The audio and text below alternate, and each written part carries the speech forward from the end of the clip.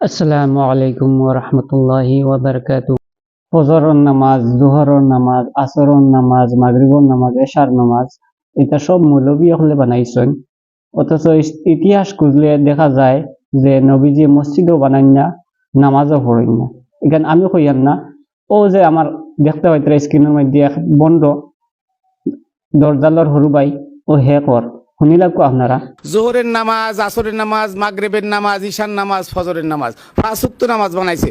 অথচ ইতিহাস খুঁজলে দেখা যায় নবী মসজিদও বানান নাই, নামাজও পড়েন নাই। তারা পাঁচ ওয়াক্ত নামাজ বানাইছে, পাঁচ ওয়াক্ত সলাৎ বানাইছে।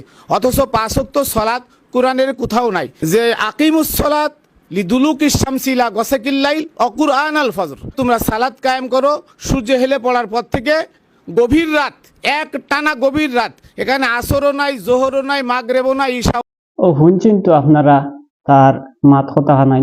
এখন আপনারা বিচার করুক এর প্রতিবাদ করা দরকার নেই না দরকার নাই।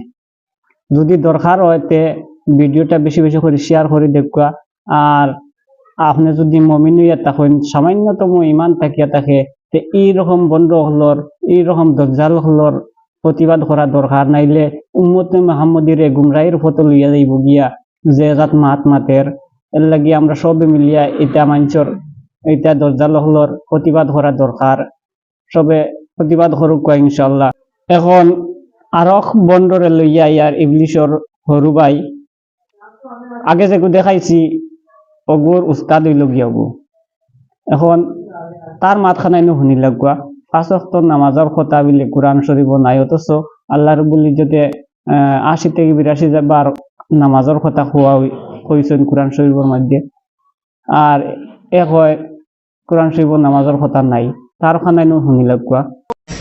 পাঁচ ওয়াক্ত নামাজের কথা লিখা নাই ভাই কোরআনে প্রমাণে, মারফতের নামাজের বেদ কয়জনে জানে। সুবহানাল্লাহ। সুবহানাল্লাহ হোক, ঠিক আছে, আগে নাউজুবিল্লাহ হোক। কত সুন্দর কথা। কত সুন্দর মাত মাতিছেন। টানে সাবার দেও, মালা দেও, মালা দেও, মালা দেখুয়া, সারা মালা দেখুয়া। খুব সুন্দর মাত মাতিছেন। উম্মতে মুহাম্মদের গুমরাহির ফটো লইয়া যাইবার মাত মাতিছেন। টানে মালা দেখুয়া। আমি কোরআন শরীফের আমি তো এটা চ্যালেঞ্জ করছি যে কোন মুফতি শাইখুল হাদিস আজকে আরেকটা কথা নিয়ে যান।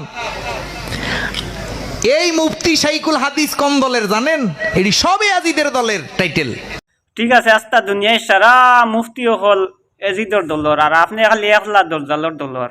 এখন আপনার সামনে আমরা মুফতি সাহেবে দেখাইয়া দিবা বা পড়িয়া শুনাইয়া দিবা যে কোন জায়গাত আল্লাহ রাব্বুল ইজ্জতে কোন সময় নামাজের কথা কইছেন বিস্তারিত ভাবে বুঝাইয়া দিবা।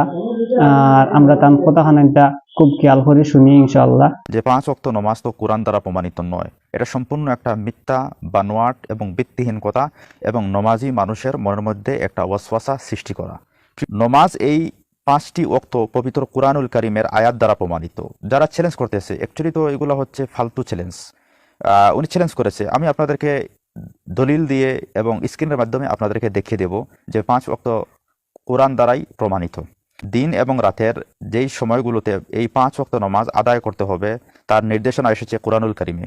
5 ওয়াক্ত নামাজের সময় নির্ধারিত। আলহামদুলিল্লাহ, পবিত্র কুরআনুল কারীমের নির্দেশনা অনুযায়ী প্রতিদিন 5 ওয়াক্ত নামাজ নির্ধারিত। আল্লাহ তাআলা 5 ওয়াক্ত নামাজের সময়গুলো সুস্পষ্ট করে দিয়েছে এবং তিনি বলেছেন ফাসুবহানাল্লাহি হিনা তুমসুনা ওয়া হিনা তুসবিহুন। সুতরাং তোমরা আল্লাহর তাসবিহ তথা পবিত্রতা ঘোষণা করো যখন সন্ধ্যায় মাগরিব এবং ঈশার নামাজ দ্বারা এবং সকালে ফজরের দ্বারা। এটা হচ্ছে সূরা রুম আয়াত নম্বর 17। এরপরে আল্লাহ রাব্বুল আলামিন বলছেন, আর অপর হয় আসর নামাজ দ্বারা জোহরের সময় আর আসমান ও জমিনে সব প্রশংসা একমাত্র তাহারই, যেটা সূরা রুম আয়াত নম্বর 18। আল্লাহ তাআলা সূরা রুমের এই আয়াত দুটিতে আয়াতে তাসবিহ বলতে নামাজ পড়াকে বুঝিয়েছেন, এবং আয়াত দ্বারা যে সমস্ত কথা বলা হয়েছে তা হলো 5 ওয়াক্ত নামাজের সময়ের কথা। প্রথমে এই আয়াতে তুমসুন যে শব্দ দ্বারা, এর অর্থ হচ্ছে সন্ধ্যা, এই শব্দ দ্বারা মাগরিব এবং এশা, আর তুসবিহুন যে শব্দ দ্বারা এটা হচ্ছে সকাল শব্দ দ্বারা ফজরের নামাজকে বুঝিয়েছেন। আর দ্বিতীয় আয়াতে আশিয়ান বিকাল দ্বারা এখানে আসরের নামাজ, এবং তুজহিরুন অর্থ দুপুর শব্দ দ্বারা জোহরের নামাজের সময় উল্লেখ করা হয়েছে, যেটা ফাতহুল কাদির আহসানুল বয়ান। 5 ওয়াক্ত নামাজ রাসূল করিম সাল্লাল্লাহু আলাইহি ওয়াসাল্লাম আজীবন আদায় করেছেন। যারা 5 ওয়াক্ত নামাজ কোরআনে নির্ধারিত নেই বলে নামাজীদের অন্তরে ওয়াসওয়াসা দিতে চান, তাদের জন্য আরেকটি বিষয় জেনে রাখা উচিত যে নবী নবী আলাইহিমুসসালাম এর সারা জীবনের প্র্যাকটিক্যাল ছিল যে প্রতিদিন 5 ওয়াক্ত নামাজ আদায় করা।